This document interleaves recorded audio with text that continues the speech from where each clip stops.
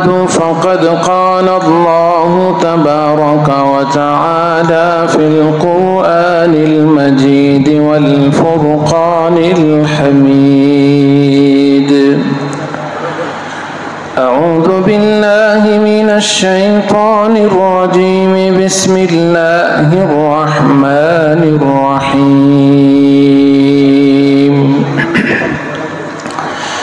إن أول بيت وضع للناس للذي ببكة مباركا وهدى للعالمين، فيه آيات بينات مقام إبراهيم، ومن دخله كان آمنا، ولله على الناس حج البيت من استطاع إليه سبيلا، ومن كفر فإن الله غني عن العالمين. صدق الله مولانا العلي العظيم. وقال النبي صلى الله عليه وسلم: العمرة إلى العمرة كفارة لما بينهما، والحج المبرور ليس له جزاء إلا الجنة، أو كما قال صلى الله تبارك وتعالى عليه وعلى آله وصحبه وبارك وسلم تسليما كثيرا كثيرا كثيرا. سبحانك لا علم لنا إلا ما علمتنا، إنك أنت العليم الحكيم.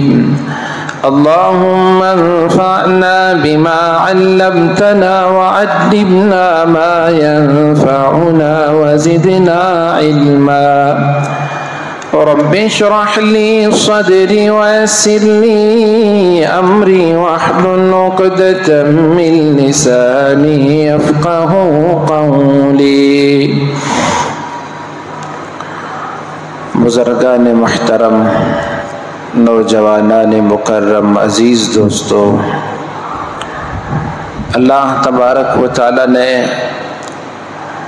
इस्तिताअत रखने वाले मुसलमानों पर हज को फ़र्ज़ फरमाया है। परवरदिगार ने इरशाद फरमाया, बेशक पहला घर जो लोगों के लिए बनाया गया, इन्ना अव्वल बैतिन वुदिअ लिन्नासि लल्लज़ी बिबक्का, जो मक्के में है, मुबारकन बाबरकत है, वहुदन और हिदायत का मरकज़ है, लिलआलमीन तमाम जहानों के लिए, तमाम जहां वालों के लिए। फीही आयातुम बय्यिनात, उसमें वाज़ेह निशानियाँ है, मकाम इब्राहीम है। अल्लाह तबारक व तआला ने वहाँ दाखिल होने वालों के लिए अमन व सलामती को मुक़द्दर फरमा दिया। वमन दखलहु कान आमीना, वलिल्लाहि अलन्नासि हिज्जुल बैति मन इस्तताअ इलैहि सबीला, और जो वहाँ पहुँचने की इस्तिताअत रखते हैं ऐसे लोगों पर अल्लाह के लिए हज को फ़र्ज़ करार दिया है। तो हुज्जाज इकराम खुश नसीब है, सआदतमंद हैं, जिनको अल्लाह तबारक व तआला ने अपने घर आने की तौफीक दी, सहूलत दिया, ख्याल दिया और उन्हीं मुंतखब किया। हज़रत इब्राहीम अलैहिस्सलातु वस्सलाम ने काबतुल्लाह की तामीर का जब उन्हें हुक्म मिला, उन्होंने उसको मुकम्मल किया। ویسے بیت اللہ کی تاریخ تو پہلے سے ہے، بیت المعمور کی فرشتے طواف کیا کرتے تھے، اس سے بالکل نیچ میں اللہ پاک نے فرشتوں کے ذریعے بیت اللہ کی تعمیر کروایا، اور دنیا میں جو اس وقت مخلوق تھی انہوں حکم دیا کہ وہ اللہ کے گھر کا کعبۃ اللہ کا طواف کرے۔ حدیث کی کتابوں میں یہ بات ملتی ہے کہ پہلے کعبۃ اللہ لال رنگ کے یاقوت سے بنا ہوا تھا، اور اتنا خوبصورت وہ تھا کہ اندر والے باہر والوں کو دیکھ سکتے، اور باہر جو طواف کر رہے ہوتے وہ اندر جو بھی موجود ہو اس کو دیکھ سکتے تھے۔ وقت گزرتا گیا، حالات تبدیل ہوتے رہے، اللہ کے اس گھر کی شکل و صورت بھی بدلتی رہی۔ پھر حضرت آدم کے زمانے میں انہوں نے اور مختلف ادوار میں مختلف مراحل سے یہ کعبۃ اللہ گزرتا ہوا۔ حضرت نوح علیہ السلام کے زمانے میں پھر اس کی دیواریں شہید ہو گئیں۔ ایک روایت میں یہ بات بھی ملتی ہے کہ اللہ نے اپنے گھر کو آسمانوں پر اٹھا لیا۔ پھر حضرت ابراہیم علیہ السلام کو اللہ نے حکم دیا اپنے گھر کی تعمیر کا، تو یہ گھر تعمیر ہوا۔ تعمیر کی تکمیل پر کام مکمل ہونے کے بعد حضرت ابراہیم علیہ السلام، آپ اس واقعے کو بھی اس سے جوڑ سکتے ہیں کہ حضرت ابراہیم کو جب اللہ نے یہ حکم دیا کہ آپ اپنے گھر والوں کو بے آب و گیاہ میدان میں چھوڑ دیں، حضرت جبرائیل نے رہنمائی فرمائی، اسی جگہ لے گئے جہاں آج کعبۃ اللہ موجود ہے، وہاں ان کو چھوڑ دیا۔ حضرت ابراہیم نے اللہ سے فرمایا، ربنا انی اسکنت من ذریتی بواد غیر ذی زرع عند بیتک المحرم، اے ہمارے رب، میں نے میرے اہل و عیال کو بے آب و گیاہ میں بیت محرم کے قریب تیرے حکم پر چھوڑ دیا ہے۔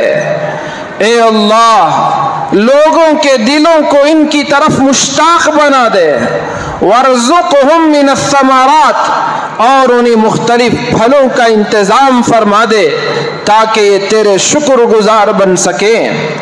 تو یہی وہ جگہ ہے جہاں پھر اللہ پاک نے حکم دیا تو حضرت ابراہیم نے انہی بنیادوں پر، جہاں پہلے سے بیت اللہ موجود تھا، انہی بنیادوں پر خانہ خدا کی تعمیر کی، اور اللہ نے تعمیر کی تکمیل کے بعد حکم دیا، وَأَذِّن فِي النَّاسِ بِالْحَجِّ يَأْتُوكَ رِجَالٌ وَعَلَى كُلِّ ضَامِرٍ يَأْتِينَ مِنْ كُلِّ فَجٍّ عَمِيقٍ۔ اے ابراہیم، اب لوگوں میں حج کا اعلان کرو۔ وہاں تو تھے حضرت ابراہیم و اسماعیل، لیکن اللہ پاک نے حکم دیا، حضرت ابراہیم نے صدا لگائی، ندادی آواز بلند کی، وَأَذِّن فِي النَّاسِ بِالْحَجِّ، حج کا اعلان کیا۔ اللہ نے اپنی قدرت سے اس آواز کو تمام دنیا میں پھیلایا۔ جن جن کے حصے میں حج کی تقدیر تھی، حج کا مقدر تھا، ان کے کانوں تک وہ آواز پہنچی۔ جو اس وقت ماں کے پیٹوں میں تھے، جن کے لیے مقدر تھا، ان تک بھی آواز پہنچی۔ جو عالم ارواح میں تھے، جن کی مقدر میں حج تھا، اللہ نے اس آواز کو پہنچایا۔ جنہوں نے اس آواز پر لبیک کہا، اللہ پاک نے ان تمام کے لیے حج کو مقدر فرما دیا۔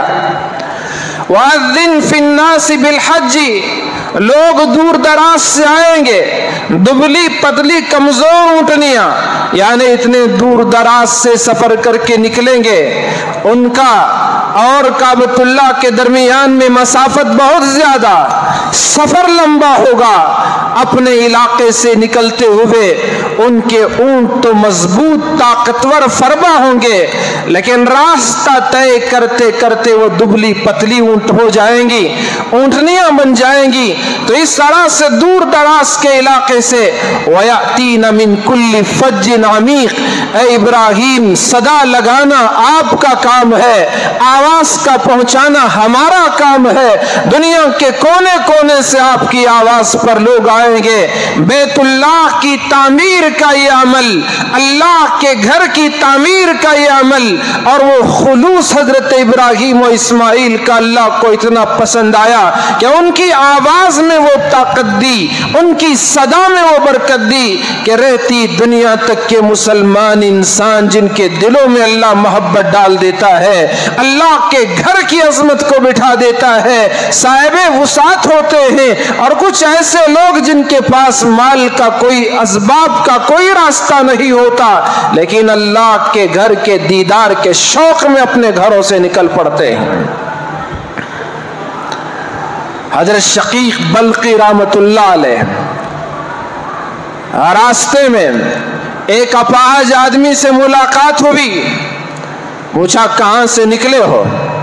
कहा मैं समरकंद से निकला हुआ हूं। समरकंद और काबतुल्लाह के दरमियान 4400 किलोमीटर का फासिला, वहां से निकला हुआ पैरों से माजूर है, घिसट कर जा रहा है।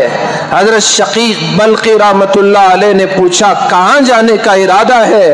तो उस बंदे ने कहा कि हज का इरादा रखता हूं, मैं हज के लिए निकला हुआ हूं। इतना लंबा सफर और ये तुम्हारी कमजोरी, इस पर उनको बड़ी हैरानी हुई।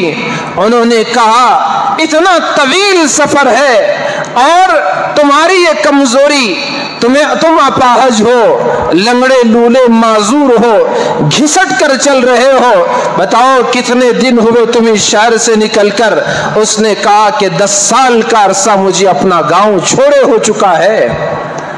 बड़ा ताज्जुब हुआ, तुम्हारी ऐसी कमजोरी और मजबूरी और इतना लंबा सफर। उसने कहा ऐ शकीक बल्की रहमतुल्लाह अलैह, ऐ शकीक बल्की आपको क्या ताज्जुब है? ये दूरी मेरा शौक इसको करीब कर देगा, मेरा ज़ौक़ ये दूरी का कोई माना बाकी रहने नहीं देगा, उस दूरी को करीब कर देगा। रही मेरी कमजोरी, रही मेरी मजबूरी, मेरा मालिक तो अल्लाह है, मैंने उसके हवाले कर दिया है। ये जज्बा, ये ज़ौक़, ये शौक़, अल्लाह के घर की ये मक़नातीसी क़ुव्वत, उसके घर की ये कशिश दुनिया के कोने कोने से मुसलमानों को खींच कर जमा करती है। लोग खींचे खींचे अल्लाह के दरबार में पहुंच जाते हैं। कितने बुजुर्गों के वाक़यात ऐसे हैं, जब हज का महीना आए उनकी आंखों से आंसू छलक पड़ते हैं, दिल मचल जाता है, लब्बैक पढ़ना शुरू करते हैं, आंखों से आंसू की लड़ियां, आंसू के आंसू छलक पड़ते हैं, ज़ारो कतार रोते हैं। हजरत जाफर सादिक रहमतुल्लाह अलैह के बारे में है, हज के सफर में जब वो लब्बैक पढ़ते, लब्बैक पढ़ना चाहते, ज़ारो कतार रोते, खूब रोते, गिड़गिड़ा कर रोते। पूछने वाले ने पूछा कि हजरत आप इतना क्यों रोते हैं? लब्बैक पढ़ना चाहते हैं और इतना ज़ारो कतार आप रोते हैं? तो उस पर उन्होंने जवाब में कहा बात असल ये है, मैं लब्बैक अपनी जबान से कह रहा हूं, लेकिन पता नहीं क्या होगा, मैं दुनिया में लब्बैक कहूं, अर्श वाला खुदा मुझे कहे कि तेरी हाजिरी मुझे पसंद नहीं है, तो फिर मेरा क्या बनेगा? इस डर से मैं रोता हूं, ये खौफ मुझे दामनगीर रहता है। हदीस पाक में आया, बंदे मोमिन अपने हलाल कमाई से, हलाल आमदनी से हज के लिए निकले और वो उस पाकीज़ा सफर में लब्बैक पढ़े, اس کا یہ لبیک کہنا، لبیک کے معنی ہے لبیک، حاضر ہوں پروردگار تیری خدمت میں، تیرے دربار میں حاضر ہوں، اللہم لبیک، اے اللہ میں تیرے پاس حاضر ہوں، لبیک اللہم لبیک۔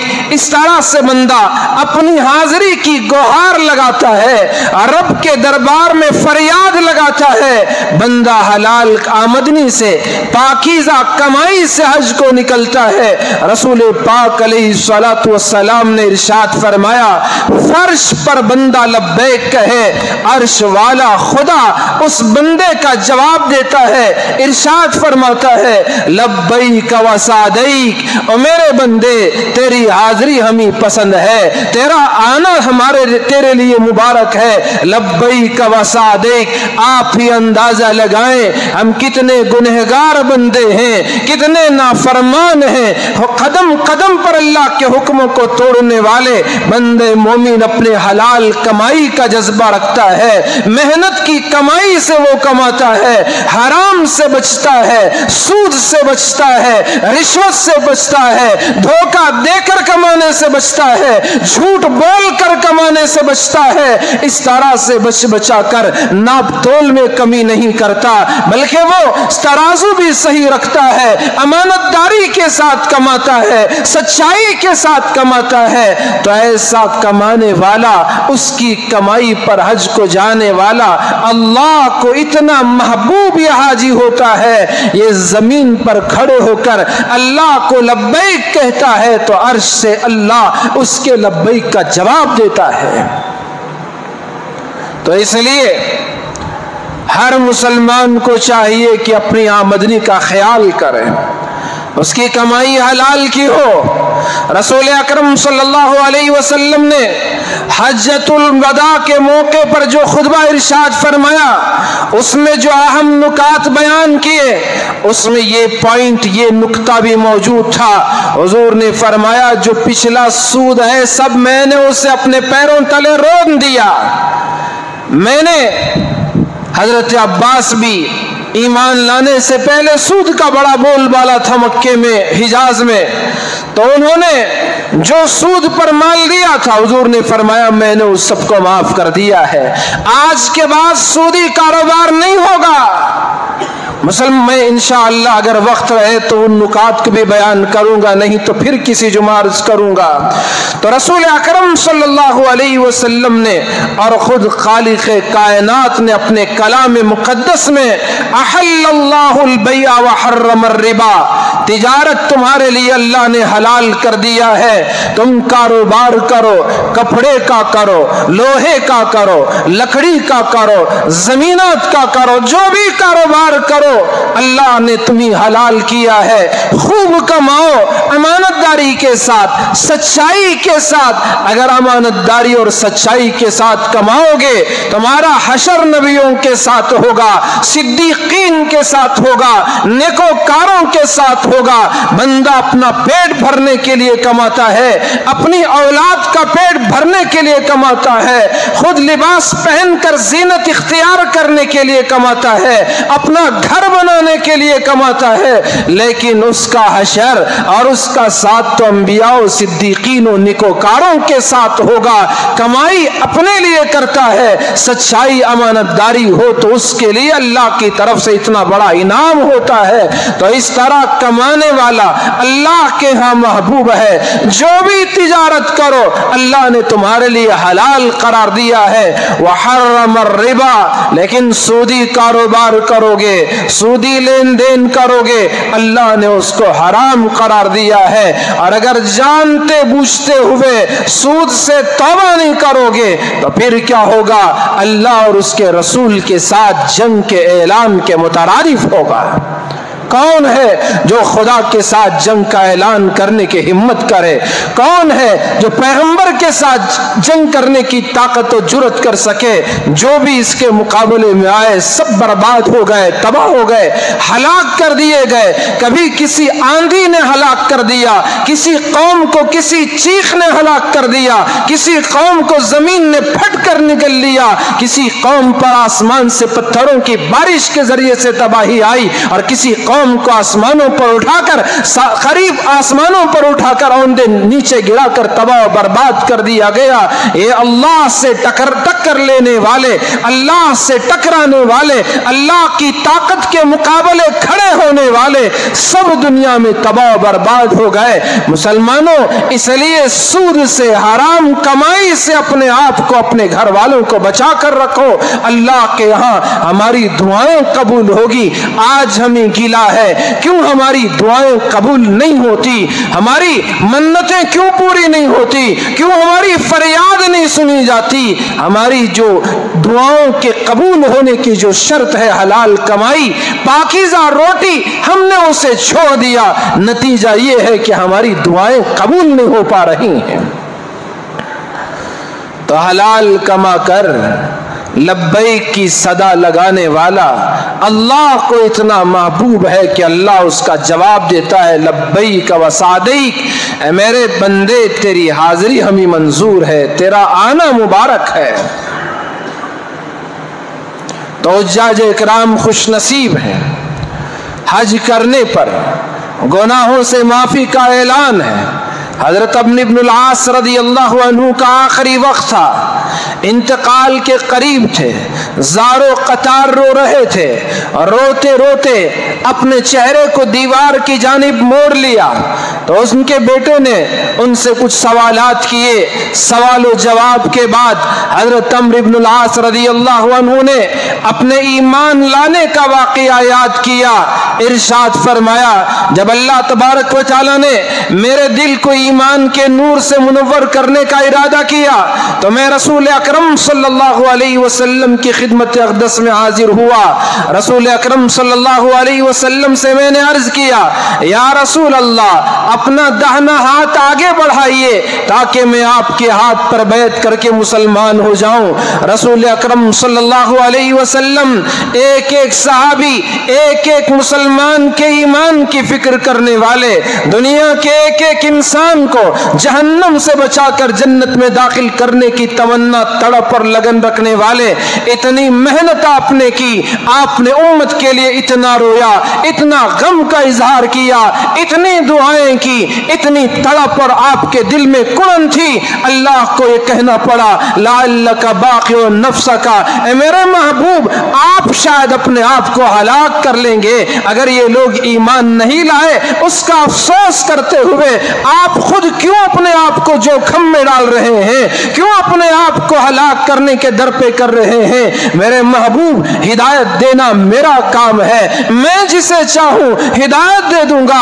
आप इतना गम क्यों करते हैं, आपको ये तड़प कैसी है, आपकी रातें बेचैनी में गुजर जाती हैं, आपका दिन भी ऐसे ही तड़प तड़प कर गुजर जाता है। आपको पता चल जाए कि फला उम्मती का ये हाल है, आपका दिन बेचैनी में और रात बेखाबी में गुजर जाती है।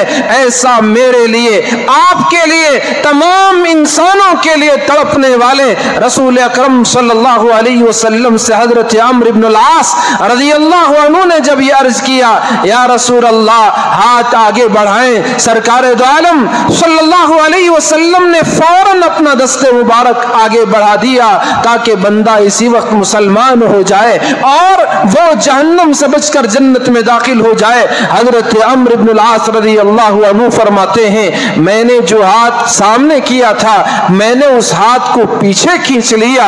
रसूलुल्लाह ने पूछा, ऐ अम्र, क्या हुआ, क्यों तुम अपना हाथ पीछे खींच रहे हो?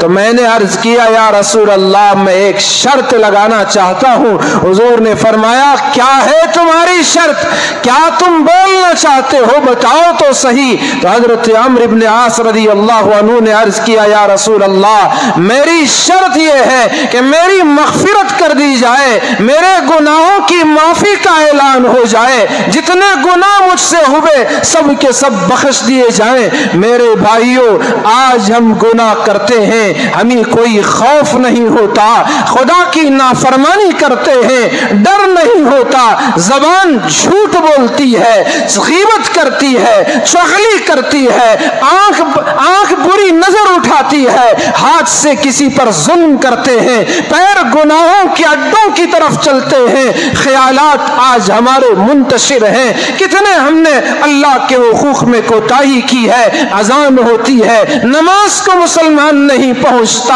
آج ہمارے معاملات درست نہیں ہے, ساری چیزیں بگڑی ہوئی ہیں, سارا وجود ہمارا بگڑ چکا ہے, نافرمانی کے دلدل میں پھنسے ہوئے ہیں, گناہوں میں ڈوب چکے ہیں, لیکن پھر بھی ہمیں شرم محسوس نہیں ہوتی, خوف نہیں ہوتا, ڈر ہمارے اندر پیدا نہیں ہوتا. میرے بھائیوں, آج ہمیں ڈرنے کی ضرورت ہے. ایک وہ گنہگار ہے جو اپنے گناہوں پر مصر ہے اور اس سے کوئی اس کی پرواہ نہیں ہے کہ اس سے کیا گناہ ہو رہے ہیں, وہ اللہ کے یہاں ملعون ہے. اور ایک وہ گنہگار ہے, گناہ تو اس سے ہوتا ہے لیکن اللہ کے یہاں وہ ڈرتا بھی رہتا ہے, معافی بھی مانگتا ہے. صبح گناہ ہوا, ظہر میں پہنچ کر اللہ سے معافی مانگتا ہے, بعد ظہر گناہ ہوئے, عصر میں پہنچ کر خدا سے معافی مانگتا ہے. سنو سنو خوشخبری سنو, رسول اکرم صلی اللہ علیہ وسلم کی مبارک زبان سے حضور نے فرمایا, کل بنی آدم خطاؤن, آدم کے ہر بیٹے کے اندر خطا کا جذبہ ہے, سب خطا کرنے والے, گناہ کرنے والے, لغزش کرنے والے ضرور ہوتے ہیں. وخیر الخطائین التوابون, لیکن ان گنہگاروں میں, ان خطا کاروں میں بہترین لوگ وہ ہیں جو گناہ کرنے کے بعد توبہ کر لیتے ہیں. تو آج ہمیں ضرورت اس بات کی ہے کہ اگر ہم سے کبھی بھولے سے یا جان بوجھ کر گناہ ہو جائے تو اس گناہ سے اللہ کے دربار میں گڑ گڑا کر معافی مانگیں, اس سے توبہ کریں. وہ اللہ رب ذوالجلال معافی مانگنے والوں سے محبت کرتا ہے. تو حضرت عمرو بن العاص رضی اللہ عنہ نے حضور علیہ السلام سے عرض کیا, یا رسول اللہ, صرف ایک شرط ہے کہ میری معافی ہو جائے, میرے مغفرت کر دی جائے. حضور نے فرمایا, کیا تم نہیں جانتے کہ ان الاسلام یہدم ما کان قبلہ, کہ اسلام کی برکت ایسی ہے کہ اس سے پچھلے جتنے گناہ ہیں سب اسلام کی برکت سے معاف ہو جاتے ہیں. اور ہجرت, وان الہجرت تہدم ما کان قبلہا, ہجرت بھی ایسا مبارک عمل ہے کہ اللہ کی خاطر اپنے ایمان کو بچانے گھر بار کو چھوڑ دے, کاروبار کو چھوڑ دے, اپنا وطن چھوڑ دے, دوسری جگہ جا کر رہ جائے, اجنبیت کا احساس ہو, پھر بھی وہاں اللہ کے لیے سب کچھ برداشت کرے. حضور علیہ السلام نے فرمایا کہ یہ ہجرت کا عمل بھی اتنا محبوب ہے کہ اس سے پہلے جتنے گناہ ہوئے اللہ ان سب کو بھی ختم کر دیتا ہے. اور اسی طرح وَأَنَّ الْحَجَّ يَهْدِمُ مَا كَانَ قَبْلَهَا, حج بھی ایسا عمل ہے, حج بھی اللہ کو اتنا محبوب عمل ہے, کتنا محبوب. حضرت ابو ہریرہ فرماتے ہیں, رسول اکرم صلی اللہ علیہ وسلم سے سوال کیا گیا, ای الاعمال افضل, یا رسول اللہ, اعمال میں کون سا عمل سب سے زیادہ محبوب ہے, پسندیدہ اور افضل ہے؟ حضور نے ارشاد فرمایا, ایمان باللہ ورسولہ, اللہ اور اس کے رسول پر ایمان لانا یہ سب سے زیادہ محبوب عمل ہے. پھر پوچھنے والے نے پوچھا, ثم ماذا, پھر کون سا عمل ہے اللہ کو جو محبوب ہے؟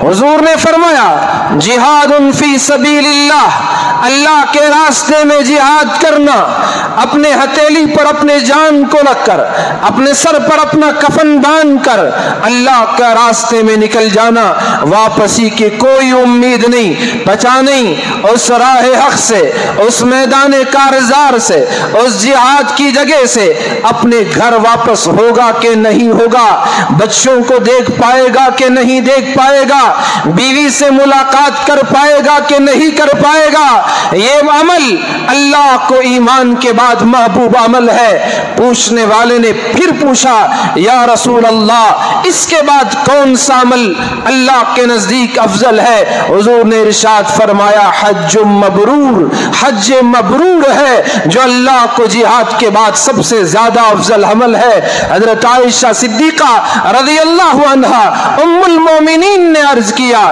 یا رسول اللہ, ہم جہاد میں شریک نہیں ہو पाते, मर्द तो जिहाद के लिए निकलते हैं। हुजूर अलैहिस्सलातु वस्सलाम ने इरशाद फरमाया, औरतों का जिहाद तो हज है, बूढ़ों का जिहाद हज है, कमजोरों का जिहाद हज है।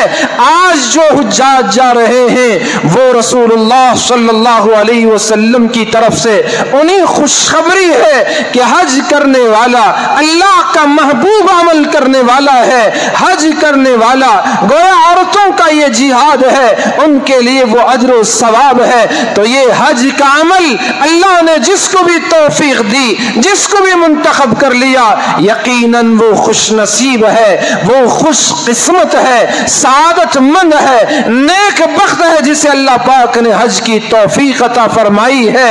मेरे हुज्जाज भाइयों, अल्लाह ने आपको बुलाया है, खुशखबरियां ही खुशखबरियां। रसूल अकरम सल्लल्लाहु अलैहि वसल्लम ने इरशाद फरमाया, गाजी फी सबीलिल्लाह अल्लाह का मेहमान होता है, वो जो दुआ करे अल्लाह उसकी दुआ को कबूल कर लेता है। इसी तरह हज करने वाला वो भी अल्लाह का मेहमान होता है, वो जो दुआ करेगा अल्लाह उसकी दुआ को कबूल करेगा, जो मांगेगा अल्लाह उसको अता कर देगा, जो फरियाद करेगा अल्लाह उसकी फरियाद को पूरा कर देगा, जिसकी सिफारिश करेगा अल्लाह उसकी सिफारिश को कबूल कर लेगा। क्या ये अल्लाह के मेहमान, अल्लाह का वफ्द बनकर अल्लाह के दरबार में पहुंचने वाले, मेरे रब की कसम मेहमान बंदा हाजी है और मेजबान रहमान हमारा आपका खुदा है।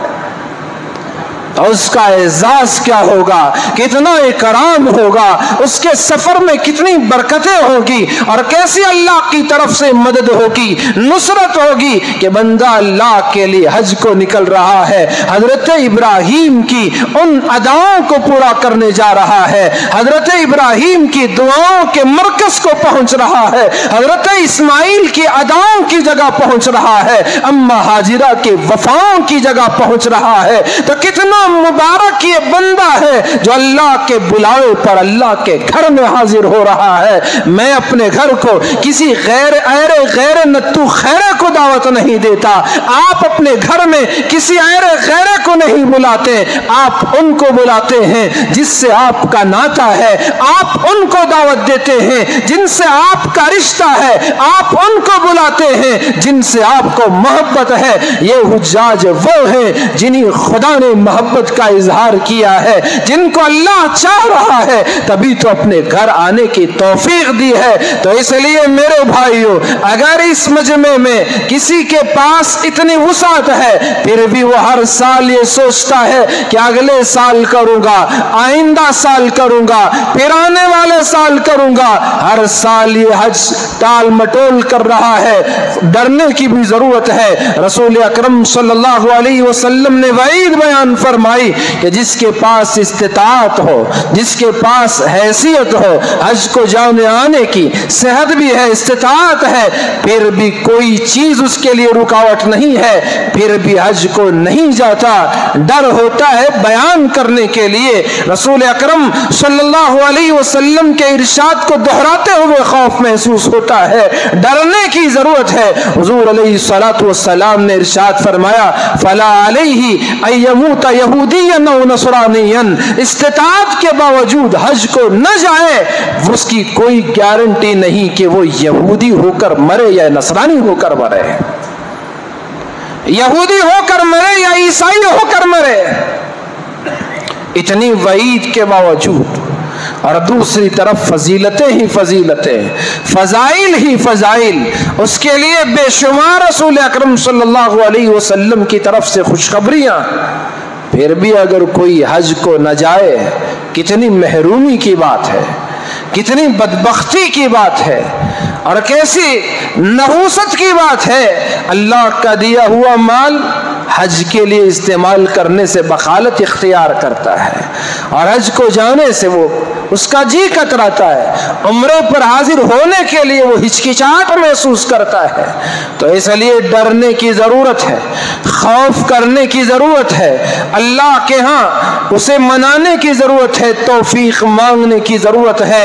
رسول اکرم صلی اللہ علیہ وسلم نے ارشاد فرمایا، من حج للہ، جو حج کرے لیکن اس کا یہ حج اللہ کے لیے ہو۔ سب سے بڑی بات یہی ہے کہ حاجی اپنے دل کے اصلاح کرے، اس کا یہ حج اللہ کے لیے ہو، میرا یہ بولنا اللہ کے لیے ہو، آپ کا یہ سننا اللہ کے لیے ہو، نماز قائم کرنا اللہ کے لیے ہو، ہماری زکوٰۃ اللہ کے لیے ہو۔ قل ان صلاتی ونسکی ومحیای ومماتی للہ رب العالمین، یہاں تک کہ میرا جینا اور مرنا سب کچھ اللہ کے لیے ہو، تبھی اس زندگی کا اس سے لطف حاصل ہوتا ہے، اس کے جینے کا بھی مزہ ہے، اس کے مرنے کا بھی مزہ ہے۔ دوسرا اگر مقصد ہے، ریاکاری ہے، شہرت ہے، نام و نمود ہے، دنیا پیسہ کمانا ہے یا عہدہ حاصل کرنا ہے، کرسی کی طلب ہے، تو پھر ہماری ساری کی کرائی محنت اکارت چلی جائے گی۔ اللہ کے یہاں ہمارا کوئی عمل قابل قبول نہیں ہوگا، اس عمل پر ثواب نہیں بلکہ الٹا عذاب کا بندہ مستحق ہو جائے گا۔ تو اس لیے رسول اکرم صلی اللہ علیہ وسلم نے ارشاد فرمایا، من حج للہ، جو حج کرے اللہ کے لیے حج کرے۔ ایک بات، پہلی بات حج کرے اللہ کے لیے کرے، اور دوسری بات رسول اکرم صلی اللہ علیہ وسلم نے ارشاد فرمائی، فلم یرفث ولم یفسق۔ یہ رفث کے معنی ہیں، عام طور پر عربی میں رفث کے معنی ہیں جمع کے، اور اس کو اسی طرح بے حیائی کی باتوں کے لیے بھی بولا جاتا ہے، فحش گوئی۔ تو حضور نے فرمایا ان چیزوں سے بھی بچے، ولم یفسق، اور فسق و فجور سے، گناہوں سے، نافرمانی سے بھی بچے۔ دو باتیں، ایک بات یہ ہے کہ یہ عمل اللہ کے لیے ہو، حج کا پورا عمل، اور دوسری بات یہ ہے کہ اس عمل میں گناہ نہ ہو۔ بہت بڑی بات ہے، آدمی سفر حج میں وہ گناہوں کے زیادہ مواقع بھی ہوتے ہیں، حالت احرام میں تو ہے، لیکن دنیا بھر کے لوگ ہیں، ہر رنگ و نسل کے لوگ ملیں گے، نظروں کی حفاظت مشکل ہے، غصہ اتنا سر چڑھتا ہے، زبان کنٹرول میں نہیں آتی، غصے کا اظہار ہو سکتا ہے، جھگڑا بھی ہو سکتا ہے۔ تو اس لیے رسول اکرم صلی اللہ علیہ وسلم نے ارشاد فرمایا، حج کرے اللہ کے لیے کرے، اور دوسری بات یہ ہے کہ اس کے حج میں گناہ نہ ہو، فسق و فجور نہ ہو، بے حیائی کی باتیں نہ ہو، اس طرح بچتا بچاتا حج کرتا ہے۔ آپ کو میں مثال دے کر عرض کروں گا کہ ہمارے گھر میں کوئی بچہ پیدا ہو جائے، بچی پیدا ہو جائے، اس بچی کی عام پیدائش پر، اس بچے کی ولادت پر گھر میں خوشی کا ماحول ہوتا ہے، وہ باپ خوشی سے لڈو شیرینی تقسیم کرتا ہے، ماں بھی جو اس کا درد تھا پیٹ میں بچہ رہتے ہوئے، کروٹ بدلتے ہوئے ماں کراتی ہے، اٹھے تو بیٹھنے کے لیے تکلیف محسوس کرتی ہے، بیٹھتی ہے تو اٹھنا بڑا دشوار محسوس ہوتا ہے، لیٹتی ہے تو کروٹ بدلنے میں اس کی آہیں نکل جاتی ہیں، وہ کرانے لگتی ہے، استنجا کرنا مشکل ہے، چلنا دشوار ہے، گھر کے کام کاج اس کے لیے مصیبت کا پہاڑ بن جاتے ہیں۔ ساری دشواریاں وہ ہماری ماں جھیلتی ہے، اس بچے کے بوجھ کو 9 مہینے برداشت کرتی ہے، پھر بچے کے جنم کا، ولادت کا وقت ہوتا ہے، ماں اپنی جان اپنے ہتھیلی میں رکھ کر اس بچے کو جنم دیتی ہے۔ کتنی ماں نے بچوں کو تو صحیح سلامت اور تندرستی کے ساتھ تو جنم دے دیا، لیکن وہ خود دنیا سے رخصت ہو گئی، ایسی جان کنی نہیں کا گویا یہ عالم ہوتا ہے جب ایک جان سے باہر نکلتی ہے، ایک جسم سے جدا ہو کر باہر نکلتا ہے، تو ایسی ماں جو اتنا درد محسوس کرتی ہے، کراہتی ہے، جیسے ہی بچہ اور بچی کی پیدائش ہوتی ہے اس کو دایا اور نرس اس بچے کو اٹھا کر، اس بچی کو اٹھا کر ماں کو دکھاتی ہے، 9 مہینے کا وہ سارا بوجھ اور درد لمحے میں ماں بھلا دیتی ہے۔ کتنی وہ محبت اس بچے پر اللہ ڈال دیتے ہیں۔ ماں دیکھے 9 مہینے کی تکلیف بھول جائے، باپ دیکھے پیار آ جائے، چچا دیکھے خوش ہو جائے، دادا دیکھے خوش ہو جائے، نانا دیکھے خوش ہو جائے، سارا خاندان خوش ہو جائے، حتیٰ کہ پڑوس کے لوگ بھی، گرچہ پڑوسیوں میں آپس میں کچھ انبن ہو پھر بھی بچے پر ان کے دلوں میں کوئی نفرت نہیں ہوتی۔ وہ اللہ ہے جو بچے پر ایسی محبت ڈال دیتا ہے، جو دیکھے دیکھتا رہے اور اس کا دل وہ بچہ لبھا لے تو اتنا وہ محبوب اور چہیتا وہ بچہ ہوتا ہے۔ اور اس دن جب بچہ پیدا ہوا اس کا کوئی گناہ نہیں ہوتا، نہ اس کی زبان کے وہ جھوٹ بولا ہو، آنکھ سے کوئی گناہ نہیں، ہاتھ سے کوئی گناہ نہیں، پیر سے کوئی گناہ نہیں، خیالات کا انتشار نہیں، وہ گناہوں سے پاک و صاف ہوتا ہے۔ خوش ہو جائیں حجاج کرام، رسول اکرم صلی اللہ علیہ وسلم نے ارشاد فرمایا جو حج کرے اللہ کے لیے کرے اور حج میں گناہ نہ ہو، فسق و فجور نہ ہو، بے حیائی کی باتیں نہ ہو، اشارے سے بھی بے حیائی نہ ہو، تو حضور نے فرمایا راجع کیوم ولدت ہو وہ حاجی اپنے حج سے اس حال میں لوٹ آئے گا جیسے اس دن تھا جس دن اسے اس کی ماں نے جنم دیا تھا۔ جیسے اس دن وہ محبوب تھا آج بھی وہ اللہ کا محبوب بن چکا ہے، لوگوں میں چہیتا بن چکا ہے، لوگ عظمت کی نظر سے اسے دیکھتے ہیں، اس سے مصافحہ کرتے ہیں، دعاؤں کی درخواست کرتے ہیں۔ رسول اکرم صلی اللہ علیہ وسلم کی دعا ہے اللہم اغفر للحاج، اے اللہ حاجی کی بھی مغفرت کر دے، وَلِمَنِ اسْتَغْفَرَ لَهُ الْحَاج، اور ہر اس شخص کی بھی مغفرت کر دے جس کے لیے حاجی مغفرت کی دعا کرے۔ کتنا محبوب بنا دیا اللہ پاک نے حاجی کو، وہ جس کے حق میں مغفرت کی دعا کرے اللہ اس کی دعا کو قبول کر لیتا ہے، اور وہ اتنا گناہوں سے پاک و صاف بن چکا ہے جیسے اس کی ماں نے اسے جنم دیا تھا، جیسے گناہوں سے پاک و صاف تھا ویسے اللہ پاک کے یہاں حج کر کے آنے والا لوٹنے والا حاجی بھی وہ گناہوں سے پاک و صاف بن جاتا ہے۔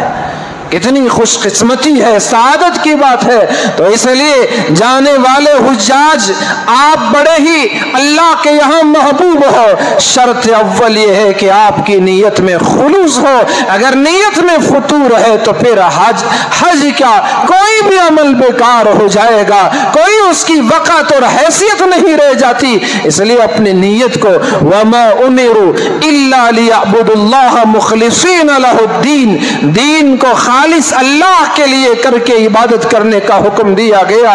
اور جس آیت میں حج کی فرضیت کا اعلان ہوا اس میں بھی اللہ نے فرمایا وَلِلَّهِ عَلَى النَّاسِ، اللہ ہی کے لیے لوگوں پر حج البیت، بیت اللہ کا حج، من استطاع الیہ سبیلا، استطاعت والوں پر فرض ہے۔ فرض کا لفظ علی الناس کا لفظ بعد میں لایا، للہ کا لفظ آیت میں پہلے لایا کہ یہ حج کرنے والا اللہ کے لیے کرے۔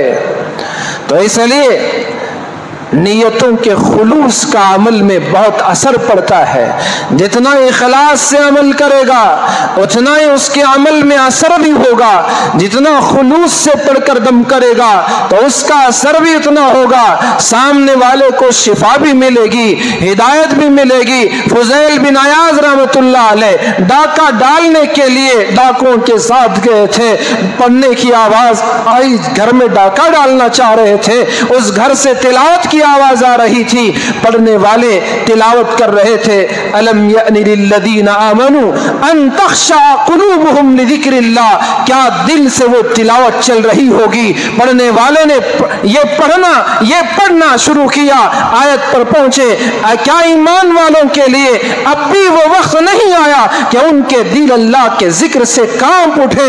یہ دل سے نکلی ہوئی یہ کلام کی آواز، اس بندے سے نکلی ہوئی یہ کلام الہی کی یہ صدا حضرت فضیل بن عیاض کے کانوں سے کیا ٹکرائی، دل کے دروازے پر دستک دینے لگی، دل تاریکی سے روشنی کی طرف آ گیا، فوراً کہا الآن الآن، ہاں میرے پروردگار اب وہ وقت آ چکا ہے، اب وہ وقت آ چکا ہے۔ فوراً گناہوں سے توبہ کیا اور پھر وہ راستہ ڈاکہ زنی کا، چوری کا، لوٹ مار کا، دھوکہ دہی کا، فریب کا، مکاری کا چھوڑ دیا اور بنے اللہ کے ولی، اور ایسے اللہ کے ولی نیک بن گئے۔ اور وہ اس زمانے میں اولیاء بہت سارے ان کی صحبت میں تربیت پانے کے لیے آتے تھے، یہ ان کا پڑھنے والے کا خلوص تھا جو فضیل بن عیاض کے ڈاکو سے وہ اللہ کے ولیوں کی صف میں شامل کر دیا۔ تو عمل میں اخلاص ہو، اللہ کے یہاں قبول ہوتا ہے، اللہ کو بے حد منظور ہوتا ہے۔ تو میں عرض کر رہا تھا، میں نے شروع میں حدیث پڑھی، رسول اکرم صلی اللہ علیہ وسلم نے ارشاد فرمایا العمرۃ الی العمرۃ کفارۃ لما بینہما، عمرہ ایک عمرہ دوسرا عمرہ آدمی کرتا ہے تو یہ دوسرا عمرہ اور پہلے عمرے کے درمیان جتنے گناہ ہوتے ہیں، یہ دوسرا عمرہ ان تمام گناہوں کے لیے کفارہ بن جاتا ہے، ان کی معافی کا ذریعہ بن جاتا ہے۔ کفارہ کہتے ہیں کہ گناہ معاف ہو جائیں، بدلے میں اس کے نیکیاں آ جائیں، تو اس کو کفارہ کہتے ہیں۔ تو اس طرح سے گناہوں سے کفارہ، یہ عمرے کا پے در پہ عمل۔ ایک دوسری حدیث میں رسول اکرم صلی اللہ علیہ وسلم نے ارشاد فرمایا ادیم الحج والعمرہ، حج اور عمرہ بار بار کرو، پے در پہ کرو، لگاتار کرو، جتنا ہو سکتا ہے کرو۔ اس کا مطلب یہ نہیں کہ آپ بیواؤں کا حق بھی دبائیں، آپ غریبوں کا حق نہ دیں، رشتہ داروں کا حق نہ دیں، پڑوسیوں کا حق نہ دیں، سب کو ان کا حق دینے کے بعد پھر بھی بہت سے لوگ ایسے ہیں اللہ ان کو مال دیتا ہے، دولت سے نوازتا ہے، ایسے لوگوں کو حضور فرماتے ہیں بار بار عمرہ کرو۔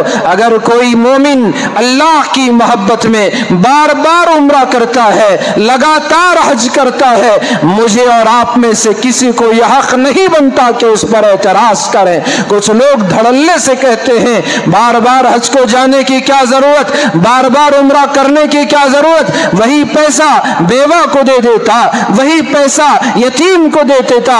آپ کیوں ان سے نہیں کہتے جو حج کو بھی نہیں جاتے، یتیم کو بھی نہیں دیتے، حج کو بھی نہیں جاتے، بیوہ کو بھی نہیں دیتے، عمرہ بھی نہیں کرتے، مسجدوں کو بھی نہیں دیتے، آپ ان سے کیوں نہیں کہتے جو بندہ حج کو جا رہا ہے، اس کی تڑپ ہے، اس کی محنت ہے، اس کا جی ہے، اس کا دل اس میں لگا ہوا ہے، وہ بار بار حج کو جاتا ہے، اس کی خوشی ہے۔ رسول اکرم صلی اللہ علیہ وسلم نے فرمایا بار بار حج کرو، بار بار عمرہ کرو۔ کیوں؟ کیونکہ یہ دونوں یہ گناہوں کو بھی مٹا دیتے ہیں اور ساتھ ہی فقر و فاقہ کو بھی ختم کر دیتے ہیں۔